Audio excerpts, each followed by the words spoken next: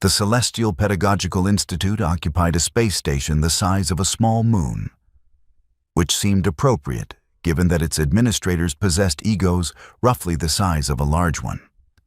For 3,000 galactic standard years, the Institute had stood as the pinnacle of academic achievement, a glittering testament to civilization's triumph over barbarism, chaos, and, heaven forbid, physical education that involved actual risk. Its halls hummed with the intellectual pursuits of 200 species, all of whom had successfully evolved past the unfortunate need for survival instincts. The species who attended were, without exception, the finest examples of what happened when evolution decided that thinking really hard about things was more valuable than running away from them. There were the Clavians, crystalline beings who processed information at quantum speeds and had never experienced anything so crude as an adrenaline response. The Thren, insectoid scholars whose hive minds could solve mathematical equations that made other species weep, though they themselves couldn't weep because they lacked the necessary glands.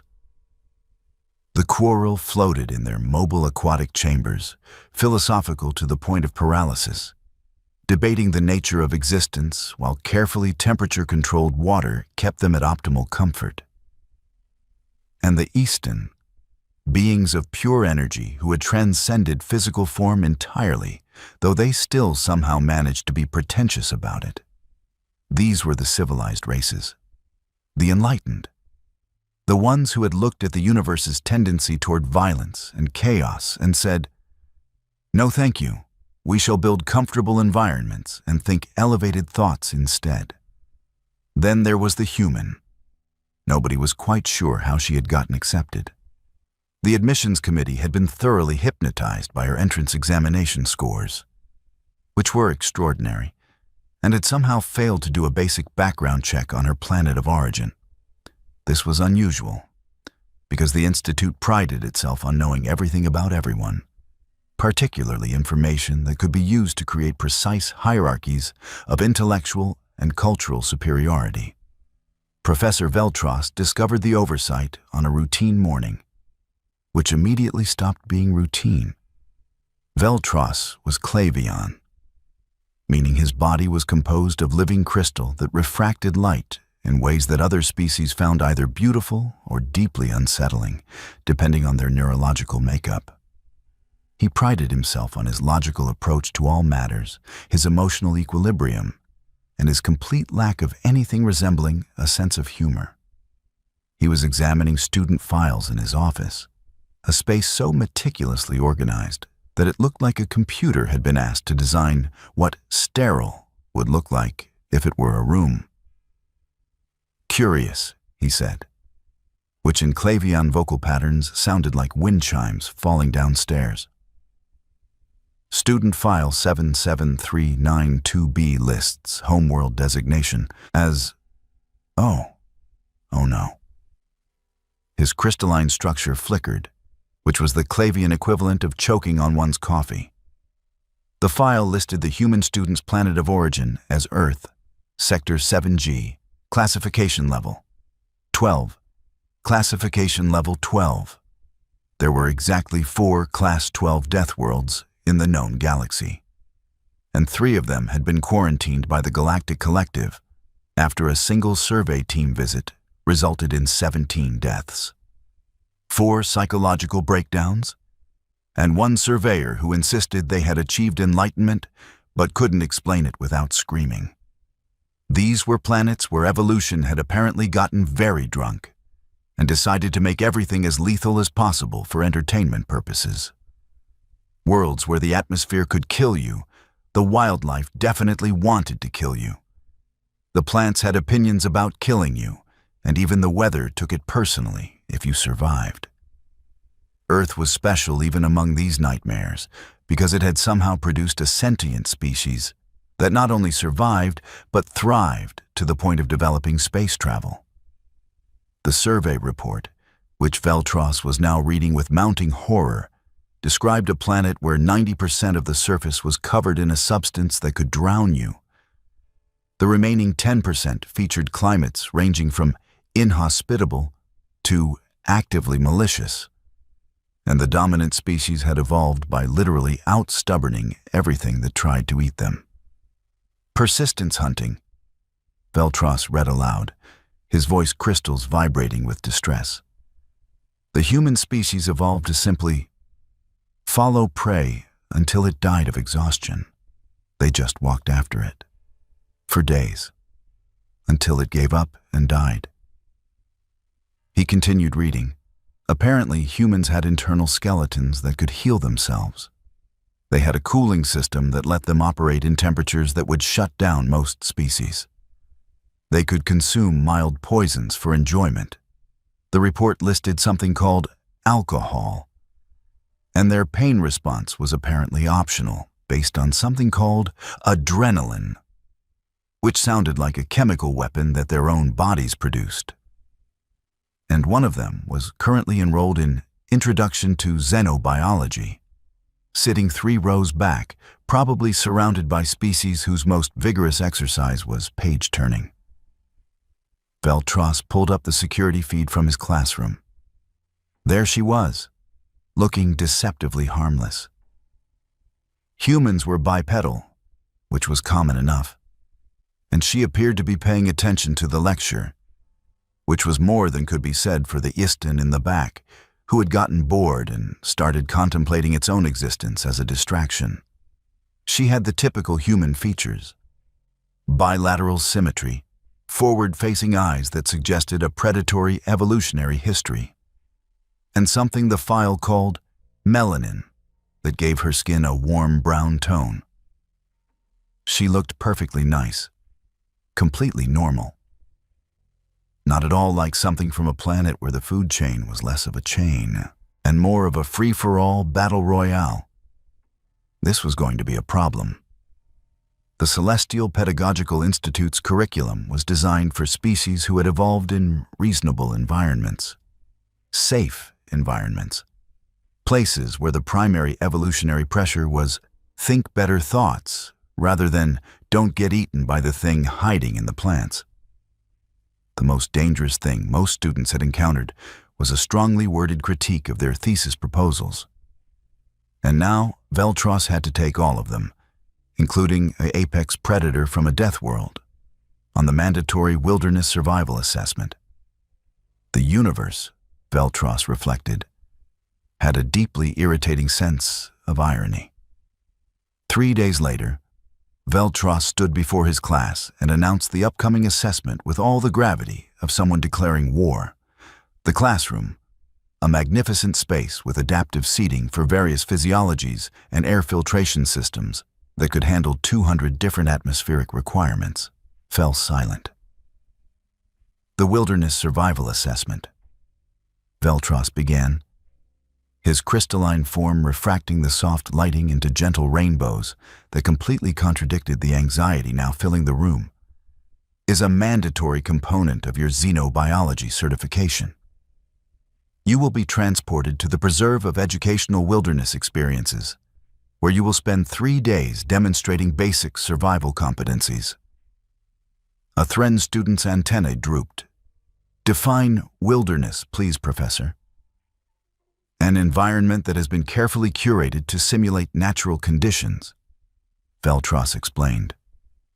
The preserve features a variety of terrain types, including forests with clearly marked walking paths, streams of purified water at optimal drinking temperature, and indigenous plant life that has been genetically modified to be entirely non-toxic. Weather conditions will be maintained at comfortable levels. The simulation will include challenges such as setting up prefabricated shelter units, identifying edible plants using the provided digital guides, and navigating using maps that will be updated in real time on your communication devices. What if we get lost? A quarrel asked, bubbles of concern rising in its chamber. The entire preserve is enclosed and monitored by 17,000 safety sensors. Should you wander off designated paths, automated guidance systems will gently redirect you. Emergency extraction teams are on standby at all times. The human raised her hand. She had been assigned the designation, Student Designation 77392B, officially. But her actual name was something that the translation software rendered as a series of phonemes that most species found difficult to pronounce. She had told everyone to just call her by a shortened version, which Veltros refused to do on principle. Yes, Student 77392B. So, just to clarify, she said. And Veltros detected something in her tone that the translation software labeled as amusement. But that seemed oddly out of place. Nothing in this wilderness is actually trying to kill us. The classroom went very quiet. Several species turned to stare at her with whatever they used for eyes. Kill you? Veltros repeated. Student 77392B, the preserve is a controlled educational environment. The concept of lethal danger would be contradictory to its entire purpose. Why would we deliberately endanger students? Right, of course, she said, nodding. And the weather is controlled? Maintained at optimal comfort levels, yes. So no sudden storms, temperature drops, flooding, that kind of thing? Certainly not, Veltros said, his crystals flickering with confusion. Such conditions would be unacceptably hazardous. The human sat back in her chair with an expression that the translation software was having trouble categorizing. It seemed to be somewhere between disappointed and finding something privately hilarious. Aiston pulsed nervously. Professor, some of us have never experienced uncontrolled outdoor conditions. Is there preparatory material we should study? Extensive orientation materials are available on the Institute network, Veltros assured them. I strongly encourage you all to review them. This assessment has a failure rate of nearly 3%, which is quite significant. The class erupted in worried murmuring. 3%? That was practically a catastrophe. Students began frantically accessing their data devices, pulling up preparation guides, forming study groups. The human was still sitting there with that strange expression, looking like someone had just told her that the final exam would be conducted in a padded room with safety helmets mandatory. Over the next week, the Institute transformed into a hive of anxious preparation. Study groups gathered in common areas, reviewing essential survival skills like how to open prepackaged nutritional supplies and basic techniques for activating emergency beacons. The Thren contingent created an elaborate statistical model of every possible scenario they might encounter. The Quarrel formed a meditation circle to mentally prepare for the stress of being slightly uncomfortable for 3 days. The human mostly spent her time in the library, though security footage showed her reading materials that had nothing to do with the assessment. Veltros watched with bafflement as she browsed through xenobiology texts, occasionally stopping to look at images of various species and making notes. When a helpful Clavian student approached to offer study assistance, the conversation was illuminating. Have you reviewed the shelter assembly protocols? The Clavian student asked. Not really, the human admitted. The assessment is in 4 days. You must prepare. I mean, it's just camping, right? Just camping. The Clavian student's crystals flickered in alarm. This is a rigorous examination of survival competencies. The failure rate is 3%. 3%? The human looked genuinely confused. What do people fail at? Is the tent assembly really complicated or something? Some students panic when separated from normal support systems. The psychological stress of being in an uncontrolled environment can be overwhelming. It's controlled, though. The professor said there are 17,000 sensors and emergency teams. Yes, but it simulates being alone in nature. The human opened her mouth, closed it, then said carefully, Right. That sounds challenging. I should probably take it seriously. But her expression suggested she was taking it about as seriously as someone might take a warning that their soup was slightly warm. On the day of the assessment, 47 students gathered at the transport station with varying levels of preparation and anxiety. The Thren had coordinated their equipment down to the gram. The Quarrel had brought meditation crystals and calming aromatics for their water chambers. The Eiston had somehow managed to pack emergency supplies despite being incorporeal, which raised questions nobody wanted to explore. The Human showed up with a small pack that looked almost empty. Student 7-7392B, Veltros said, his tone sharp. "Where is your equipment?" She hefted her pack. "Right here, Professor." "That appears insufficient for a 3-day assessment." I packed light. "You will be provided with standard emergency supplies, but students are encouraged to bring comfort items, additional safety equipment, backup communication devices." "I'm good, thanks." Veltros decided this was not his problem. If she wanted to fail, that was her choice. Though given her test scores, it seemed unlikely she would fail due to lack of intelligence. Perhaps Deathworld species simply had different risk assessment capabilities. That was probably it. Her brain was wired for an environment where danger was constant, so she couldn't properly evaluate the seriousness of this controlled challenge. Yes, that made logical sense. The transport delivered them to the preserve, which sprawled across 200 square kilometers of carefully maintained wilderness. It was gorgeous in the way that only something designed by committee could be. Perfectly safe trees, arranged in aesthetically pleasing clusters, streams that babbled at pleasant volumes, terrain that offered variety without ever being actually difficult to traverse. Veltros addressed the assembled students.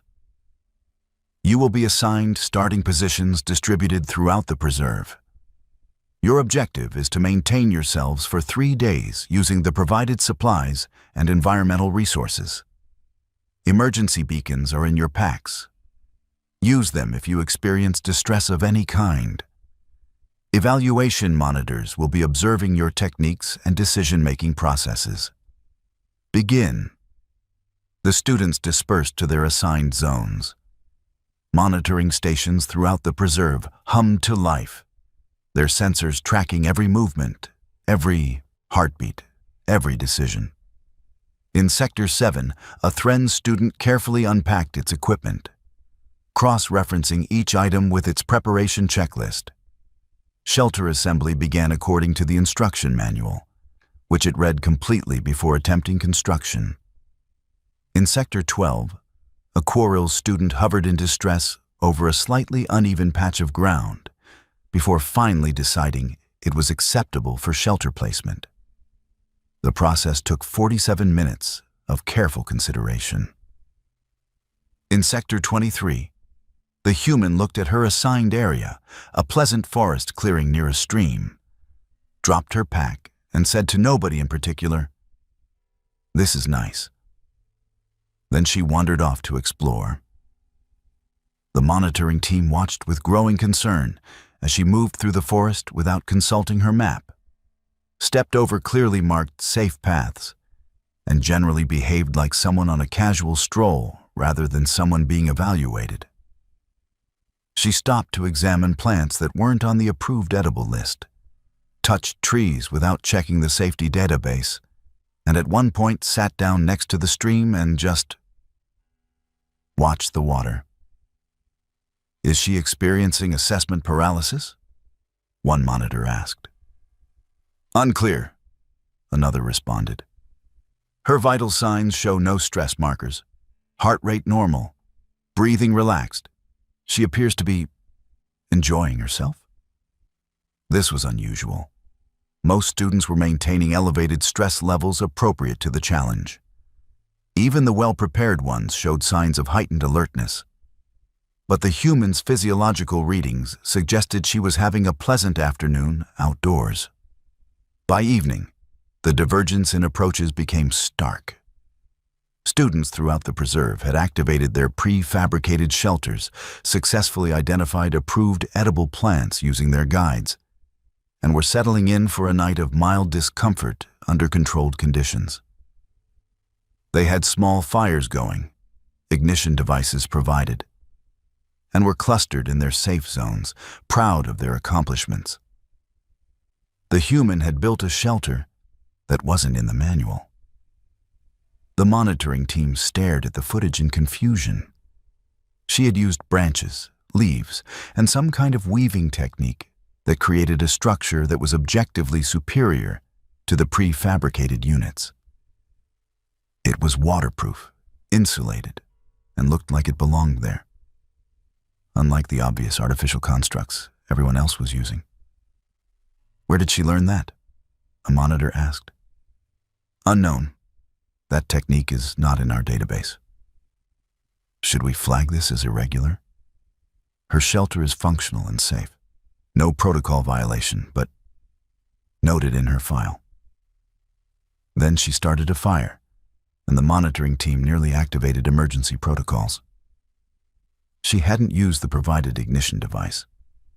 Instead, she had gathered specific types of wood, arranged them in a structure that seemed to defy the fire safety guidelines, and created sparks using rocks. Actual rocks. It took her maybe 3 minutes, and then she had a fire that burned, cleaner and more efficiently than the device started fires elsewhere in the preserve. That's... One monitor trailed off. Primitive, another finished. Effective, a third corrected. The human sat by her handmade fire, looking peaceful in a way that made the monitoring team uncomfortable. This wasn't how students were supposed to look during the assessment. They were supposed to look challenged, perhaps slightly anxious, definitely aware they were being evaluated. She looked like she was on vacation. Day 2 brought the first real test.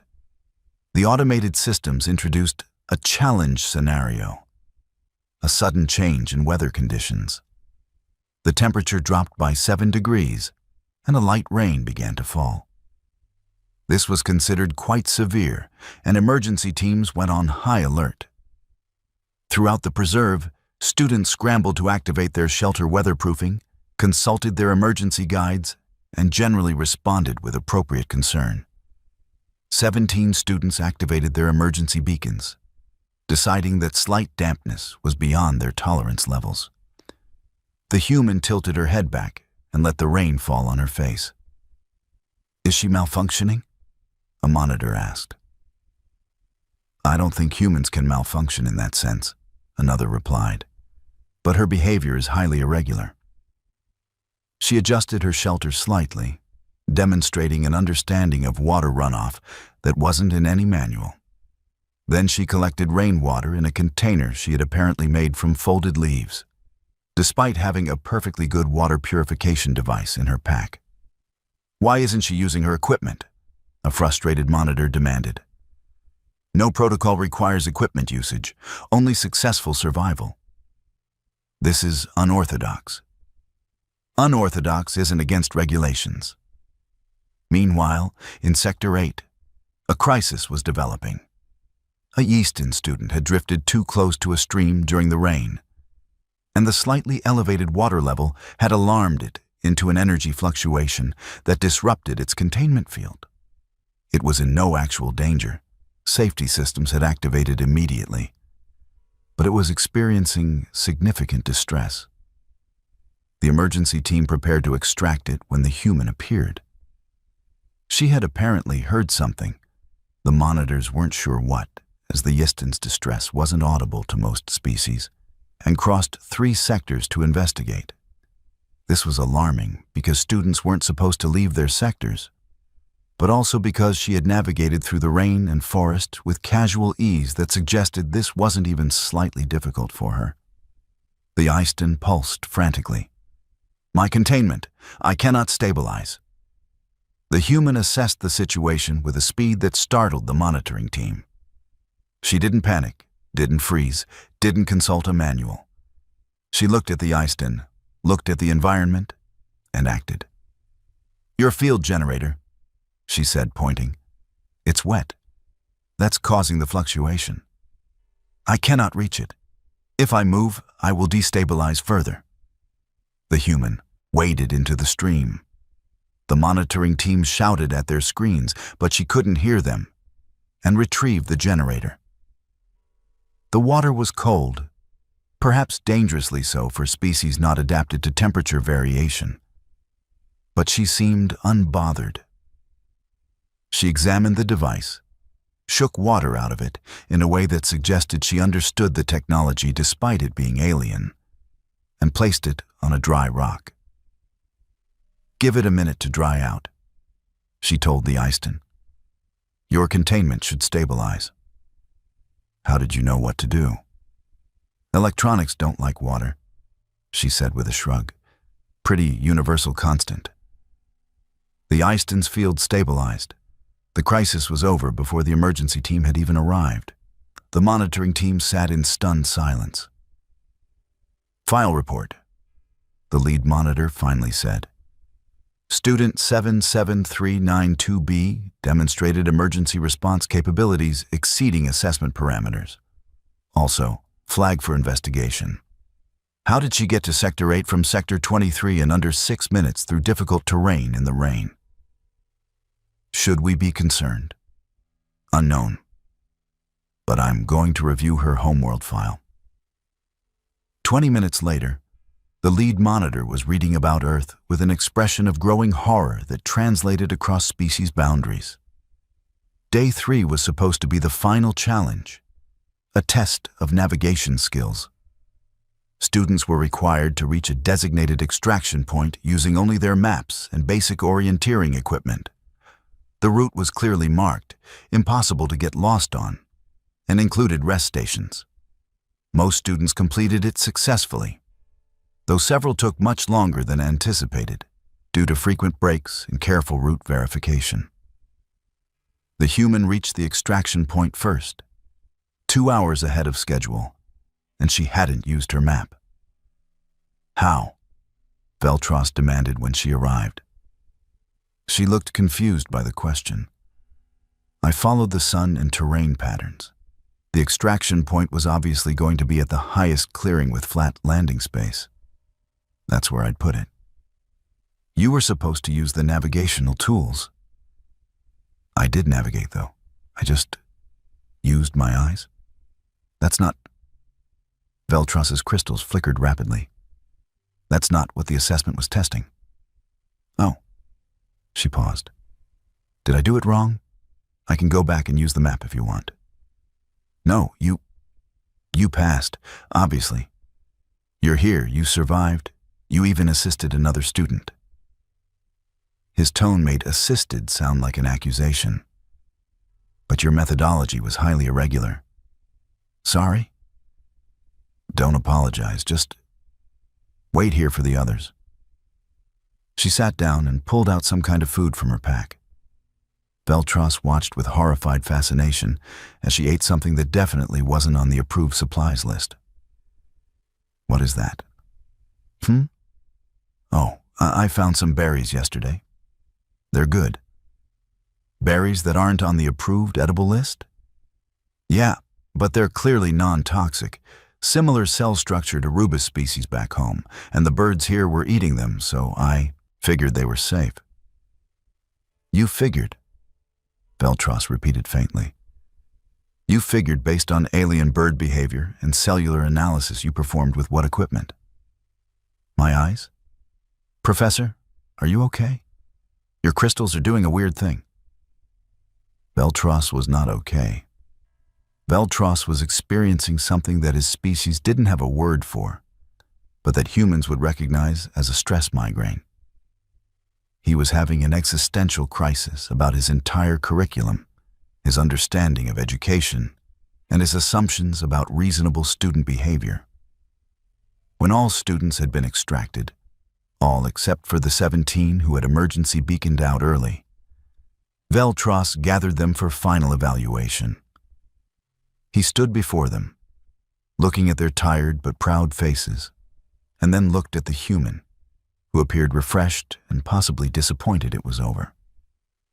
"Before I provide your assessments," he said slowly, "I need to address something. Student 77392B, what is Earth's Deathworld classification?" The human blinked. "Oh, Class 12, I think." The collective gasp from her fellow students could have powered a small generator. "Class 12? The Thren whispered. Those are quarantine worlds." "Earth isn't quarantined," the human said defensively. "We're just enthusiastic about survival." "Enthusiastic," Veltros repeated. "Student 77392B, would you please describe typical environmental conditions on your home world?" She looked uncomfortable being put on the spot, but complied. "I mean, it depends on where you are. My region had pretty normal weather, temperatures from about -20 to +40 on the Celsius scale." Several students made distressed noises. "And we got some storms, the usual thing. Hurricanes, tornadoes, occasional flooding. Pretty standard. The wildlife was mostly harmless if you were careful. Don't bother the bears. Watch for snakes in summer. Check your shoes for spiders." "Bears?" a quarrel asked faintly. "What are bears?" "Big, furry predators. They mostly eat plants and fish. But they can definitely eat you if you're stupid about it." "Oh, and sharks in the ocean?" "Predators in the water?" The quarrel's chamber began bubbling violently. "But they usually don't bother humans unless you're bleeding or acting like prey. And sure, some of the plants are poisonous, and some areas have dangerous insects, and you have to worry about exposure if you're not prepared for weather changes. But that's just normal outdoor stuff. It's not that bad." The silence that followed was profound. "Not that bad," Veltros said, his voice doing the crystal equivalent of cracking. "Student 77392B, you are describing an environment that would be rated as catastrophically lethal to 97% of spacefaring species." "Really?" She looked genuinely surprised. "I thought space travel capable meant like advanced, tough." "We are advanced intellectually. We evolved in environments where thinking was the primary survival trait." "Oh." She processed this. "So this whole assessment thing, this was supposed to be hard for everyone else?" "It has a 3% failure rate." A Yeston burst out. "That's considered extremely challenging." 3% fail camping?" The human looked baffled. "How?" "The psychological stress, the uncertainty, the discomfort." The human opened her mouth, closed it, and Veltros could see her physically restraining herself from saying something. He appreciated that at least. She was trying not to be insulting. "I think I understand now," she said carefully. "Different backgrounds, different challenges. That makes sense. I'm sorry if I made anyone feel bad about their performance. You all did great for your experience levels." This might have been patronizing from another student, but she delivered it with such genuine kindness that it somehow made it worse. She wasn't being superior. She honestly thought struggling with the preserve's carefully controlled environment was a reasonable challenge for people who came from reasonable planets. A Thren student raised a trembling antenna. "When you said you went camping back home, what did that involve?" "Oh, pack some supplies, hike out into the wilderness, set up camp, try not to die. Normal stuff." "Try not to die," the Thren repeated. "That was normal." "Well, yeah. I mean, it wasn't like I was going somewhere really dangerous. Just regular forest, maybe some mountains. One time we did a week in the desert, but we prepared for that." "What would be considered dangerous on Earth?" Veltros asked. though he wasn't sure he wanted the answer. She considered. Like areas with high predator concentrations, extreme weather zones without proper gear, active volcanic regions, deep ocean, places where humans aren't really supposed to be without serious equipment. And you consider those different from normal outdoor areas? Well, yeah. Those are the places where you could die, even if you do everything right. Normal camping is only dangerous if you're careless. The educational implications were staggering. Veltros was going to have to completely reevaluate the curriculum. Not just for her, but potentially for any species from high-stress evolutionary backgrounds. The assessment that challenged his carefully selected students had been, for her, a relaxing nature walk. She had probably been bored. I think, Veltros said slowly, that we need to have a discussion about appropriate academic challenges for students from Class 12 Worlds. Does that mean I failed? She asked, looking worried for the first time. Failed? You achieved the objectives in record time, demonstrated advanced survival skills, and rescued another student. You received the highest possible marks. Oh, good. She relaxed. I was worried when you said my methodology was irregular. Irregular, Veltros said, but effective. Though I am curious, why didn't you simply use the provided equipment and follow the standard procedures? It would have been easier. She looked genuinely thoughtful. Honestly, force of habit. When you're outdoors, you use what works.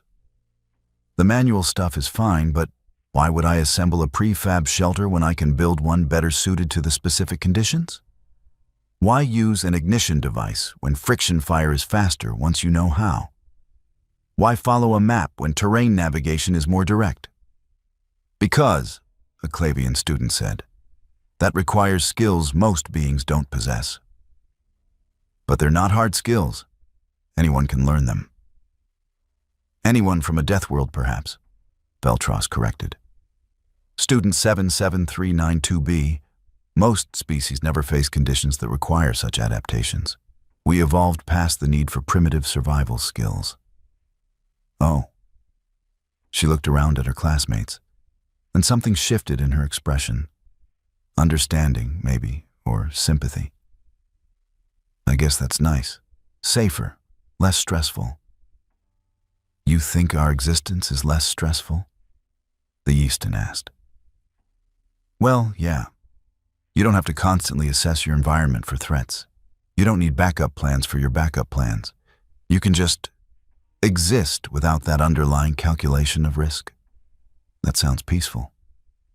The student stared at her. You think that way all the time? Aquaril asked quietly. Assessing threats? Calculating risk? I mean, not consciously. It's just background processing. Like breathing. Veltros realized something profound and disturbing. To this human, the constant vigilance that would exhaust most species into psychological collapse was autonomic. She walked through the world always prepared for disaster because on her world, disaster was always a possibility. And she didn't consider this unusual or stressful. It was just normal. What kind of species evolved that way? What kind of planet produced beings who considered mortal peril to be routine background noise? Class 12. Deathworlds, apparently.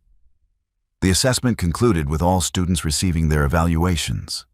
The human returned to regular classes, where she continued to be an excellent student who asked unsettling questions and occasionally made comments that revealed the vast gulf between her experiences and everyone else's. Why would you need 3 redundant life support systems? She asked in engineering. That seems excessive. Because if one fails, you die, the instructor explained. Right, but you just fix it. What if you can't fix it in time? Then you'd use emergency protocols until you could. Why would you need 3 backups for something you can repair? Because some species prefer not to depend on their ability to survive system failures. Oh, that's fair. In xenobiology, she looked at images of various species' homeworlds and made observations that were technically accurate but deeply uncomfortable. So the quarril evolved in completely stable aquatic environments, with no predation pressure, constant temperature, and abundant food sources? Correct, Veltros confirmed. That's amazing. How did they develop problem-solving intelligence without environmental pressure? Social complexity and philosophical inquiry drove their evolution. They got smart because they had time to think about being smart. That's actually beautiful. She meant it sincerely. But the Quarrel students still looked vaguely insulted that their evolution was being compared favorably to not dying constantly. The Institute's administration held several meetings about the Earth-human situation. They reviewed her assessments, her test scores, her interactions with other students. Everything indicated she was an exceptional student who was perfectly pleasant and not at all dangerous. Except she was from a planet where the dominant species had evolved to be pursuit predators who could outlast anything that ran from them, who could heal from injuries that would be fatal to other species, who had pain tolerance that bordered on terrifying, and who considered camping to be a recreational activity despite it apparently involving potential death. Should we adjust the curriculum? One administrator asked. For one student? Another replied, she won't be the only one. Now that we know Earth is producing space-capable individuals, there will be more. This was a sobering thought. A whole planet of beings who thought 3% failure rates were confusing because the challenge wasn't challenging enough. We could create specialized tracks for high-stress adaptation species, someone suggested. Or, Veltros said quietly, we could consider that perhaps our definitions of challenging, difficult, and rigorous are relative. We pride ourselves on academic excellence, but we've designed our standards around species who never had to fight for survival. Perhaps there are lessons to be learned from those who did. The room fell silent. You're suggesting we learn from a primitive survival-based approach to problem solving? An administrator asked incredulously. I'm suggesting, Veltros said, that a student who can navigate unknown terrain without tools, build superior shelter from raw materials, assess Wei Xian based on environmental observation, and respond to emergencies with immediate effective action might have cognitive skills we've overlooked in our emphasis on theoretical knowledge. She's one exceptional individual. From a planet of 8 billion similarly capable individuals, Veltros let that number sink in. 8 billion beings who consider surviving potentially lethal conditions to be a basic life skill. Whether we acknowledge it or not, humans are going to change our understanding of what capability means. Back in her dorm, the human student was video calling home. Her family appeared on screen, looking warm and comfortable in their dwelling.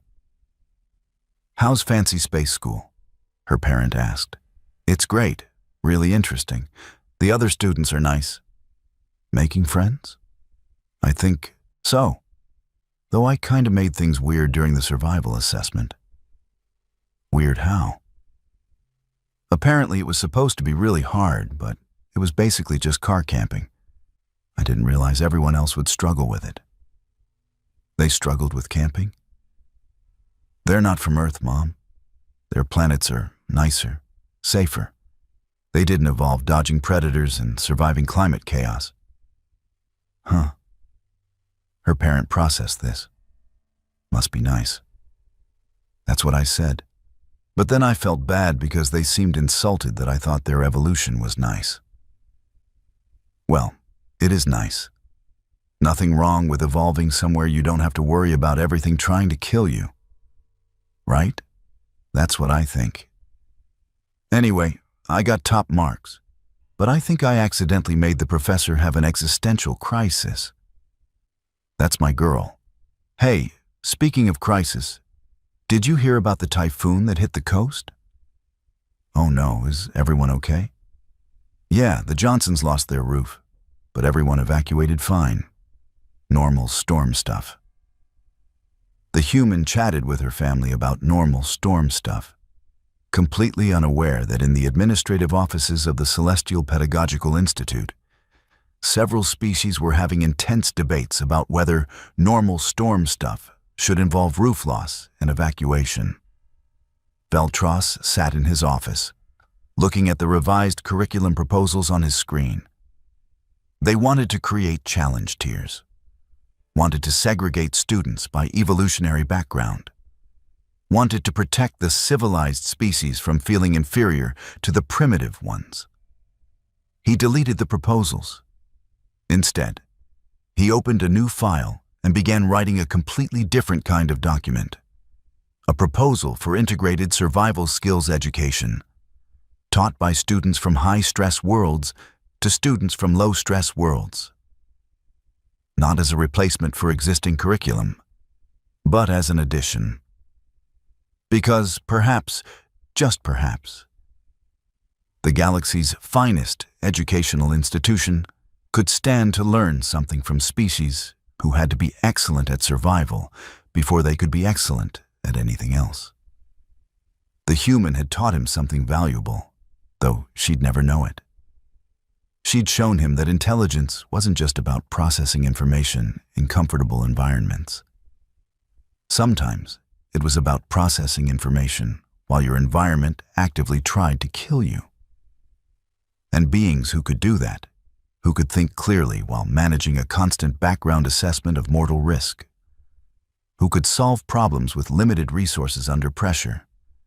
Those beings had cognitive advantages that shouldn't be dismissed as primitive. They were just different. And different, Veltros was beginning to understand, could be valuable. 3 months later, the Institute announced new interdisciplinary workshops on adaptive problem solving, taught by volunteer students from various evolutionary backgrounds. The first workshop on environmental adaptation was led by a certain human student who taught a room full of fascinated and terrified classmates how to start a fire without tools. It's really not that hard, she assured them as they stared at her hands moving the stick against the board. You just need friction, dry material, and patience. How long does it take to learn? A Thren asked. With practice? Maybe a week to get consistent at it. A week of practice to possibly create fire in emergency conditions? The Thren calculated rapidly. The statistical likelihood of that being useful is infinitesimal compared to carrying an ignition device. Sure, she agreed. But what if you don't have an ignition device? Why wouldn't you have one? Equipment fails, gets lost, runs out of power. The students looked at each other, this concept clearly novel. In their experience, you simply had backup equipment, and backup equipment. The idea that you might need to function without any equipment was almost nonsensical. On Earth, she continued, we have a saying, hope for the best, prepare for the worst. You carry the ignition device, absolutely. But you also know how to make fire without it, just in case. That seems inefficient, a Clavian student observed, spending time learning redundant skills. Maybe, she said, and smiled. But I started a fire in 30 seconds during the assessment, while some people spent 10 minutes trying to get their ignition devices to work in the rain. Redundancy has value. She got the fire going. Small flames licked up from the tinder, and the students leaned in with fascination. Something primal responded to fire, even in species that had never needed to make it themselves. It was light, warmth, a barrier against darkness. "Now you try," she said, and handed the materials to the nearest student. They tried. They failed. They tried again, and she coached them with infinite patience, never making them feel inferior for struggling with something she found simple. Because that was the thing about her. About humans, maybe, Veltros was beginning to suspect. They didn't look down on beings who were less adapted to survival. They just wanted to share what they knew. It was, he reflected, a very Deathworld approach to education. On Earth, if you knew how to survive something, you taught others, because everyone's survival increased everyone's chances. Cooperation born from necessity, now expressed as casual kindness in a space station classroom.